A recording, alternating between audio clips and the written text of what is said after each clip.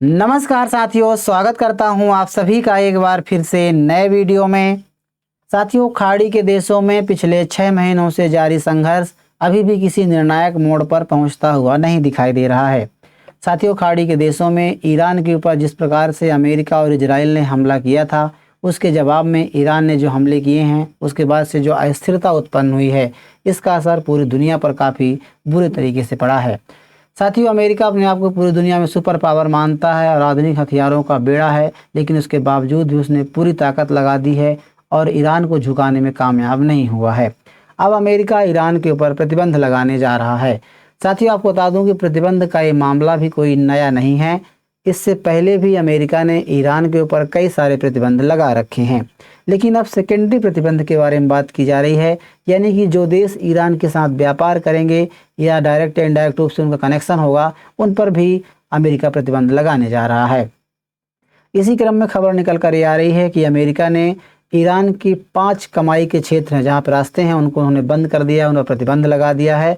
और ऐसे में भारत की 4 कंपनियों पर भी प्रतिबंध लगाई गई है, क्योंकि भारत एक बहुत बड़ा व्यापारिक साझेदार है ईरान का। काफ़ी ज़्यादा मात्रा में भारत ने यहाँ पर इन्वेस्टमेंट कर रखा है, तो कहीं ना कहीं सीधा असर भारत पर पड़ने वाला है। आज हम इस वीडियो के माध्यम से चर्चा करेंगे कि क्या ये प्रतिबंध चीन पर भी लागू होंगे, क्योंकि चीन सबसे बड़ा और महत्वपूर्ण साझेदार है ईरान का, तो उस पर क्या असर होगा। साथ ही भारत का जिस प्रकार से अमेरिका के साथ अभी संबंध है व्यापार को लेकर के, टैरिफ को लेकर के, उसके बावजूद भी अमेरिका इस प्रकार के कदम उठा रहा है, भारत इसका क्या जवाब देगा, भारत का क्या स्टैंड होगा, इन सभी विषयों पर आज हम चर्चा करेंगे। तो आइए साथियों, शुरू करते हैं।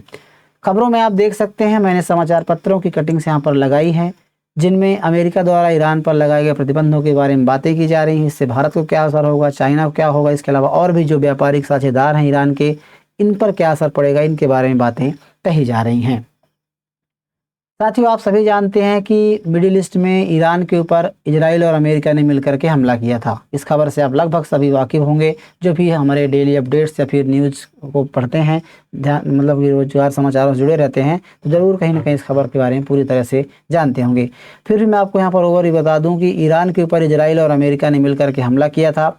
जवाब में ईरान के द्वारा अमेरिका के जो सहयोगी देश हैं, चाहे सऊदी हो, यूएई हो, कतर हो, बहरीन हो, जहाँ पर अमेरिका के सैन्य बेसेस हैं, ईरान ने यहाँ पर हमले किए थे, क्योंकि अमेरिका तक तो पहुँच उसकी है नहीं, तो उन्होंने यहाँ पर हमले किए थे, जिसके बाद से पूरी खाड़ी के देशों में अर्थव्यवस्था पूरी तरह से मतलब प्रभावित हुई थी। और तेल की जो सप्लाई है, जो हॉर्मुज स्ट्रेट से तेल की सप्लाई होती थी, जहाज़ों की आवाजाही होती थी, वो पूरी तरह से बाधित हो गई थी। इसका असर ये है कि तेल के दाम काफ़ी ज़्यादा बढ़ गए हैं। अमेरिका अब काफ़ी बैकफुट में नज़र आ रहा है, क्योंकि अमेरिका ने पूरी ताकत लगा दी है, अपने सारे, चाहे वो नौसेना हो, वायुसेना हो, सारी सेना लगा दी है, लेकिन उसके बावजूद भी ईरान को झुकाने में कामयाब नहीं हो रहा है। तो ऐसे में स्थितियां अब ये हो गई हैं कि ईरान के ऊपर अब प्रतिबंध लगाने जा रहा है। हालांकि प्रतिबंध का भी जो विषय है या प्रतिबंध का जो मामला है सैंक्शन लगाने का, ये कोई नया नहीं है। इससे पहले भी अमेरिका ने ईरान के ऊपर कई बार प्रतिबंध लगा चुका है, चाहे वो 1979 यानी कि जो ईरानी क्रांति हुई थी वहाँ पर, जिसमें तख्ता पलट हुआ था, तो उसमें भी सरकारी संपत्तियाँ फ्रीज कर दी गई थी। उसके बाद से फिर कई ऐसे परमाणु कार्यक्रम को लेकर के भी ईरान का प्रतिबंध 2008 में 2006 से 2010 के बीच में लगाया गया था, जिसमें बैंकिंग और परमाणु क्षेत्र को बंद कर दिया गया था।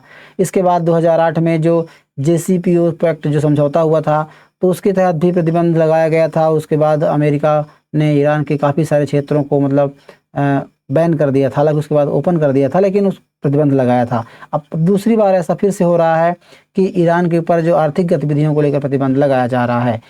अभी की खबर ये है कि ईरान की अर्थव्यवस्था के जो 5 अहम क्षेत्र हैं, जहाँ से ईरान की अर्थव्यवस्था का संचालन होता है, चाहे वो डिजिटल एसेट्स जैसे कि जो क्रिप्टो करेंसी है, जिससे ईरान व्यापार करता है, उस पर उन्होंने प्रतिबंध लगाया है। टेक्नोलॉजी को लेकर के भी प्रतिबंध लगाया है। सोना, एविएशन और शिपिंग सेक्टर में शामिल कंपनी हो, देश हो, उनके ऊपर उन्होंने प्रतिबंध लगाया है।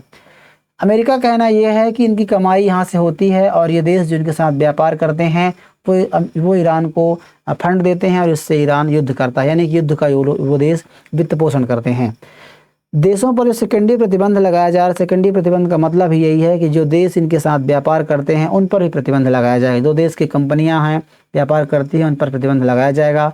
उनमें चीन, तुर्की और संयुक्त अरब अमीरात, भारत जैसे देश हैं जो ईरान के बहुत बड़े प्रमुख साझेदार हैं, उन पर प्रतिबंध भी लगाया जाएगा।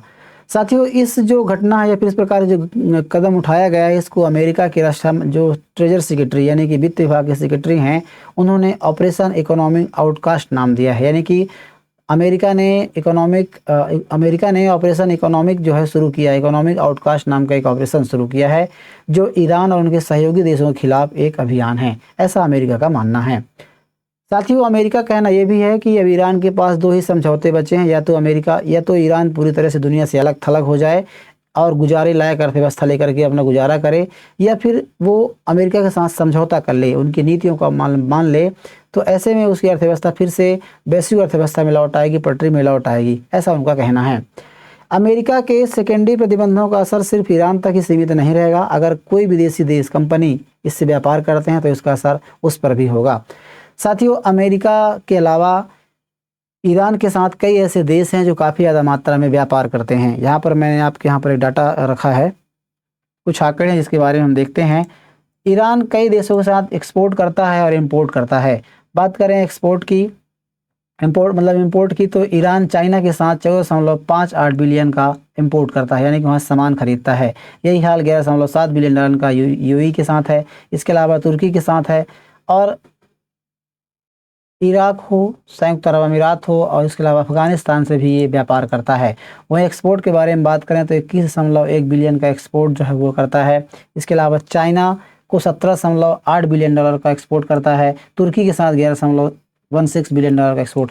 तो इस प्रकार से यूरोपीय यूनियन को भी 6.1 बिलियन डॉलर का एक्सपोर्ट करता है। तो मतलब इतना सारा व्यापार ईरान जो है कई देशों के साथ करता है। तो उसके इस प्रकार के आंकड़े हैं।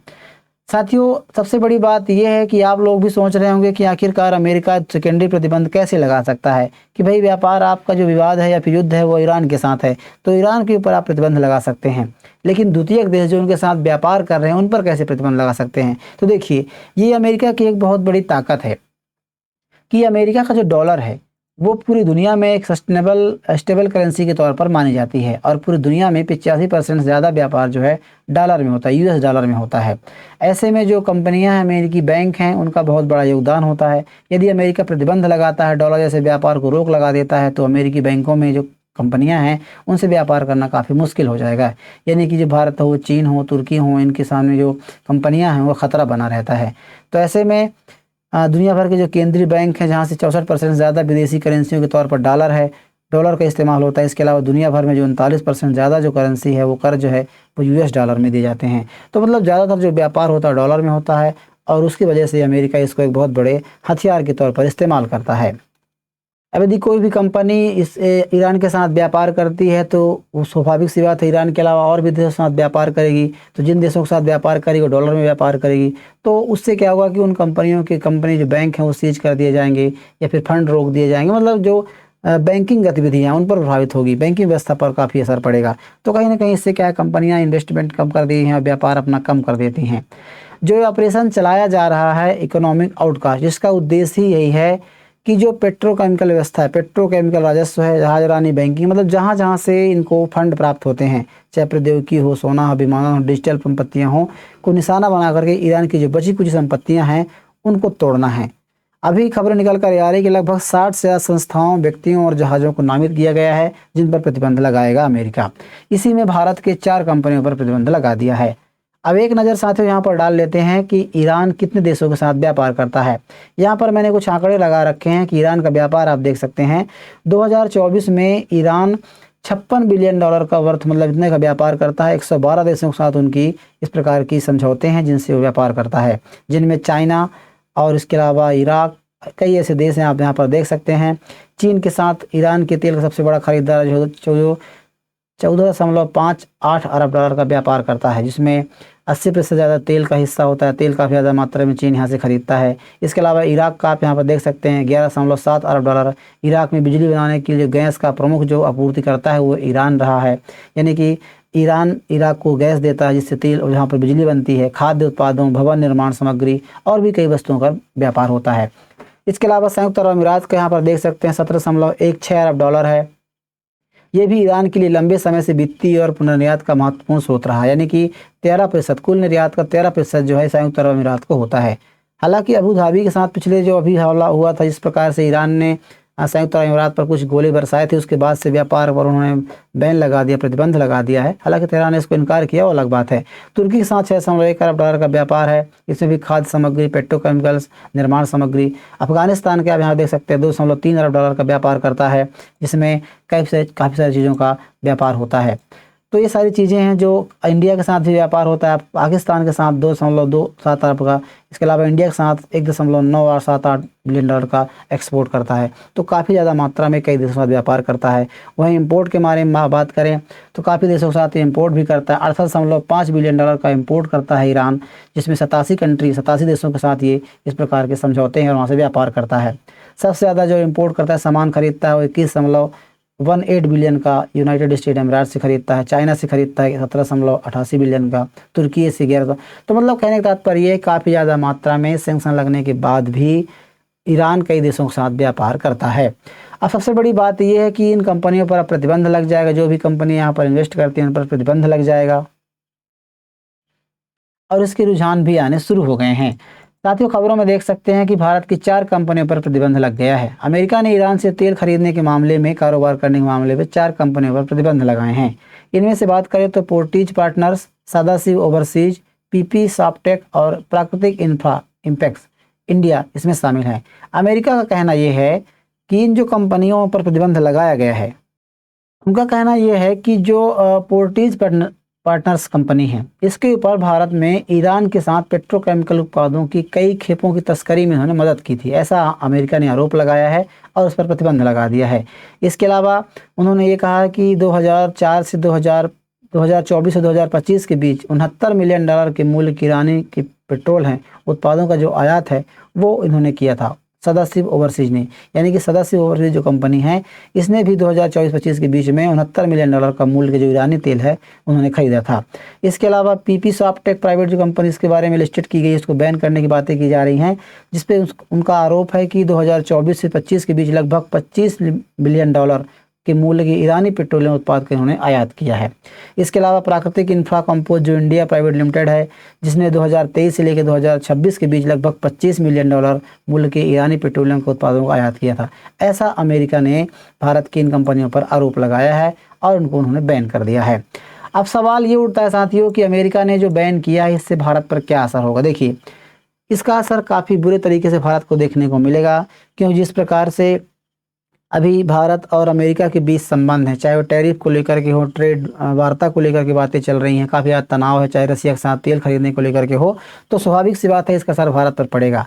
अब ईरान के साथ काफ़ी ज़्यादा मात्रा में भारत व्यापार करता है, वहाँ पर इन्वेस्टमेंट कर रखा है।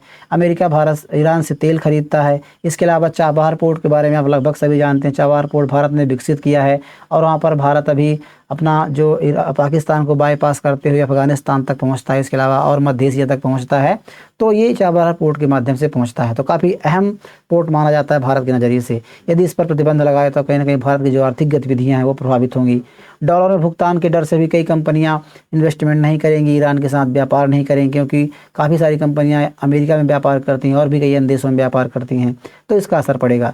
इसके अलावा कूटनीतिक दबाव भी है, कहीं ना कहीं अमेरिका का मानना ये है कि भारत बिल्कुल तरीके से ईरान को सपोर्ट ना करे, या फिर जिस प्रकार से अभी व्यापार को लेकर के बातें की जा रही हैं तो उसका जो प्रभाव है वो कहीं ना कहीं ईरान को ना मिले। हालांकि ये बात अलग है कि भारत हर मोर्चों पर ये कहता है कि हम अपने राष्ट्रीय हित और ऊर्जा ज़रूरतों के हिसाब से फैसला लेंगे, तो ये देखने वाली बात होगी। अब सबसे बड़ी बात यह है कि जिस प्रकार से अभी अमेरिका भारत पर प्रतिबंध लगाता रहा है, चाहे रशियन तेल खरीद के मामले में हो, इससे पहले जब यूक्रेन युद्ध हो रहा था तब भारत के ऊपर अमेरिका ने प्रतिबंध लगाया था और कहा था कि रशियन तेल अमेरिका खरीद रहा है, भारत खरीद रहा है। इसके बाद से भारत पर 50% टैरिफ लगाया गया था। तो अब ईरान के ऊपर से भी क्या ऐसा कुछ होने वाला है? क्या भारत पर भी कुछ टैरिफ सैंक्शन जैसी बातें हो सकती हैं? हालांकि कंपनियों पर लगना शुरू हो गया है, लेकिन इसको लेकर भी कोई बात आगे जरूर हम बात करेंगे। संभावना ये बनती है कि अमेरिका कहीं ना कहीं भारत को दबाने का प्रयास कर रहा है ताकि जो वित्त पोषण है ईरान का युद्ध में वो ना हो सके। दूसरी चीज़ ये है कि अमेरिका चीन को भी झुकाने में काफ़ी हद तक प्रयास करेगा, लेकिन सबसे बड़ी बात यह है कि जिस प्रकार से अमेरिका चीन को नहीं झुका पा रहा है, क्योंकि चीन यदि इस प्रकार की गतिविधियां अमेरिका करता है तो चीन के जो रेयर अर्थ मटेरियल का उत्पादन करता है और अमेरिका को सप्लाई करता है वो कहीं ना कहीं रोक देगा, जिसके डर से अमेरिका इन पर काफ़ी प्रभावी तरीके से दबाव नहीं डाल सकता। हाँ, ये है कि सैंक्शन के बारे में बातें कर सकता है, उनको कह सकता है, लेकिन ऐसा दबाव नहीं डाल सकता है। तो कहीं ना कहीं भारत पर यह असर पड़ता है। चीन के सामने अमेरिका निष्क्रिय हो जाता है, चीन पर ज़्यादा दबाव नहीं डाल सकता है। अब भारत का क्या स्टैंड होगा इस मामले में, देखने वाली बात होगी। खबर निकल कर ये आ रही है कि आने वाले समय में, कुछ समय में चीन के राष्ट्रपति जो है अमेरिका की यात्रा कर सकते हैं। तो ऐसा नहीं लगता मुझे कि चीन पर कोई ज़्यादा दबाव अमेरिका डालने का प्रयास करेगा। हाँ, ये है, भारत की कंपनियों पर लगातार प्रतिबंध जाते रहेंगे। इसको लेकर के ऐसी कोई भी खबर आएगी, भारत तरफ से अभी तो कोई स्टैंड नहीं लिया गया है, लेकिन अभी आने वाले समय में ऐसी कोई खबर आएगी तो ज़रूर इस पर हम बात करेंगे। बहरहाल, आप इस खबर के बारे में क्या सोचते हैं, ज़रूर हमें बताइए। जानकारी कैसी लगी ज़रूर लिखिएगा। वीडियो पसंद आए तो वीडियो को लाइक कीजिए और चैनल को ज़रूर सब्सक्राइब कर लीजिएगा। मिलते हैं किसी ऐसे नए इन्फॉर्मेशनल वीडियो के साथ, तब तक के लिए नमस्कार।